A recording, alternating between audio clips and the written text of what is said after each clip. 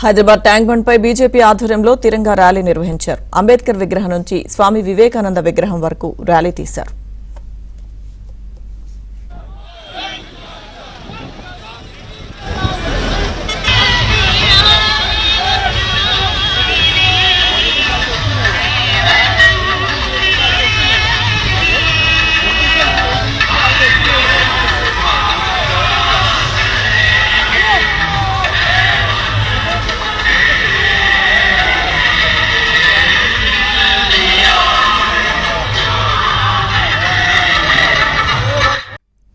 కొన్ని పార్టీలు రాజ్యాంగాన్ని అవమానిస్తున్నాయని కేంద్ర మంత్రి కిషన్ రెడ్డి ఆగ్రహం వ్యక్తం చేశారు. వందే మాతరాన్ని గౌరవించని మజ్లిస్ నేతలపై చర్యలు తీసుకోవాలని డిమాండ్ చేశారు. దేశం కోసం నరేంద్ర మోడీ గారి నాయకత్వంలో మనం కలిసికట్టుగా పనిచేయాలి. డాక్టర్ బాబాసాహెబ్ అంబేద్కర్ రాజ్యాంగాన్ని రక్షించుకోవాలి.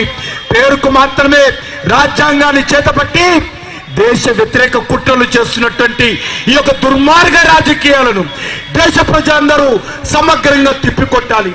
ఈరోజు మనకు తెలుసు, ఏ వందే మాతర నినాదంతో అయితే మన స్వాతంత్ర ఉద్యమంలో ముందుకెళ్ళామో అటు వందే మాతర గీతాన్ని ఇటీవలైన పార్లమెంటులో జాతీయ గీతంగా ప్రకటించడం జరిగింది.